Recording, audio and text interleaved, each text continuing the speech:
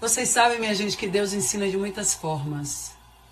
Às vezes a gente demora para aprender na marra. Ele vem e ensina. Ele vem e mostra pra gente. Quando a gente fala, joga as armas para lá, a gente não precisa de arma.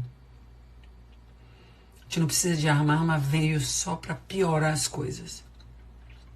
Numa discussão, se você não tem calma, se você não tem tranquilidade, se você não tem discernimento e clareza das ideias, isso vai virar uma grande confusão sempre. Eu sempre falo isso. Sempre se começa uma briga, se começa por quê? Por falta de civilidade. As pessoas que acreditam em arma e que isso pode transformar, isso é uma falta de evolução espiritual, de civilidade. Aí você fala para mim, mas muita gente morre. Eu sei disso, eu sei que muita gente morre, que a gente não tem segurança, que a gente não tem uma série de coisas. Mas é preciso resolver outras. Por exemplo, a maior arma que eu acho que a gente tem é a educação. Por que a gente não investe em educação todo o tempo? Esquece tudo. Esquece todo tipo de obra.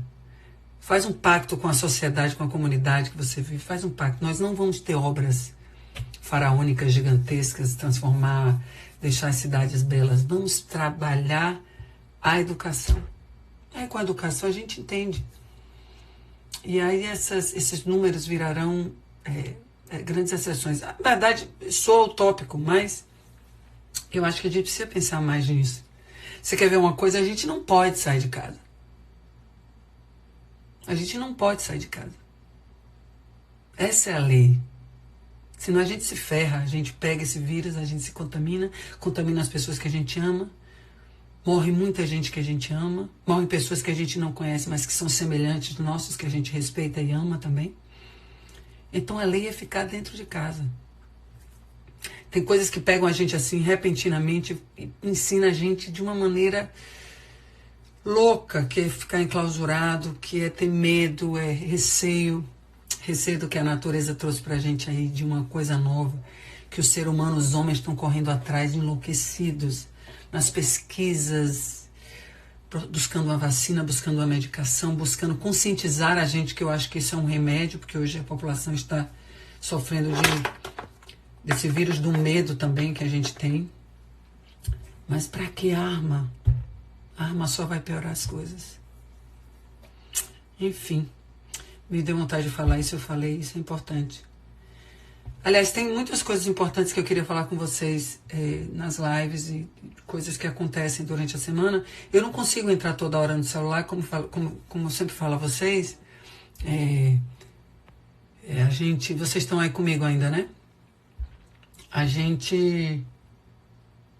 Eu tento estar em contato com vocês, mas como eu tenho os meus filhos, a casa e tudo, um novo modus vivendi, assim, a gente acaba não tendo. Eu não gosto de pegar no celular quando eu estou com minhas filhas, que elas são pequenininhas, então qualquer não olhada, acontece alguma coisa, ou cai, ou come alguma coisa. Enfim, eu passo os meus dias sem olhar o celular. Isso é uma reclamação da minha família, dos meus amigos e dos meus fãs também.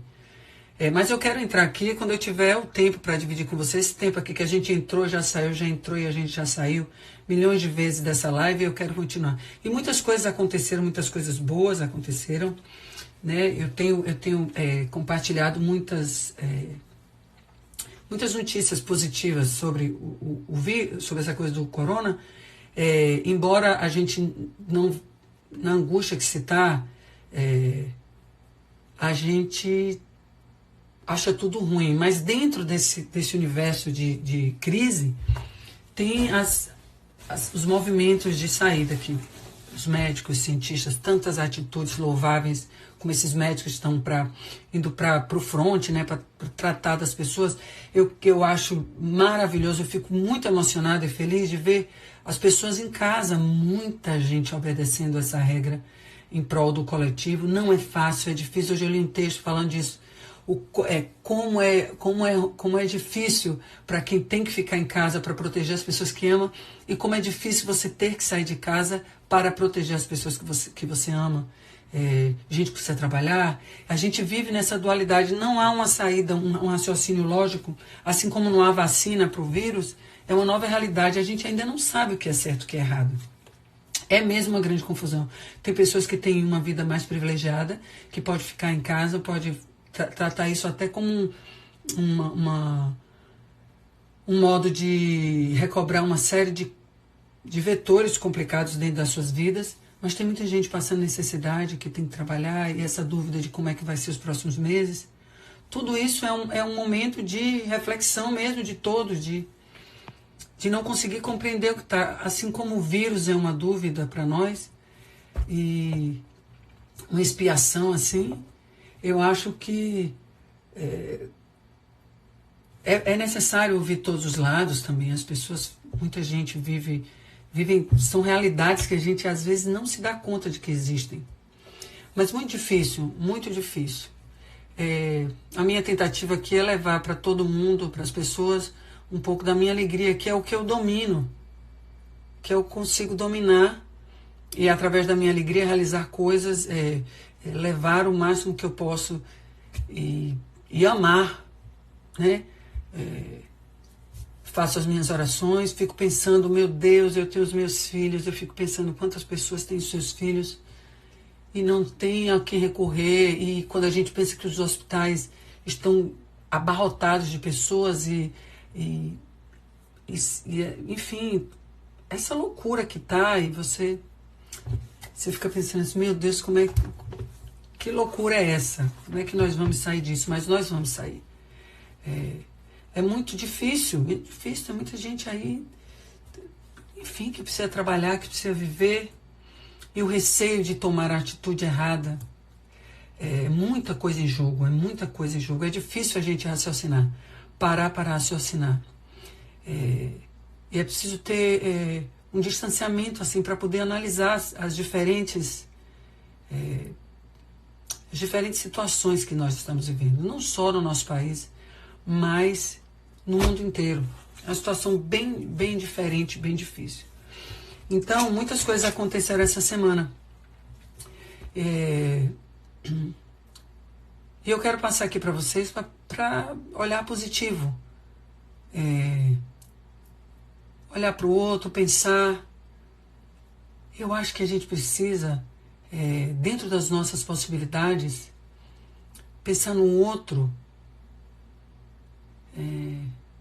Eu não falo nem em grandes feitos. Se eu estiver sendo chata, vocês podem sair da live, tá bom? Mas eu acho importante a gente conversar isso. Eu acho que os grandes feitos, eles não têm relação com quantidade, sabe? Os grandes feitos, eles têm relação com empatia, com você pensar no outro. Tem pessoas que têm condição de fazer doações e fazer ações, enfim.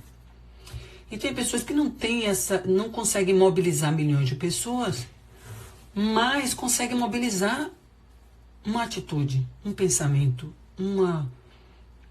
Ficando em casa, por exemplo, eu acho que isso é uma atitude determinante. Você não doa, você não manda isso para alguém, você não manda máscara, você não manda gel, você não manda comida, você não manda... Mas você respeita o coletivo. Se você pode ficar em casa, tem pessoas que não podem ficar, mas se você pode ficar em casa, isso é uma atitude determinante na recuperação. E isso é empatia. Então, às vezes, a gente atribui os grandes movimentos, as grandes coisas, e os pequenos movimentos não são importantes. São. Gente, é do mesmo peso. Acreditem, é o mesmo peso.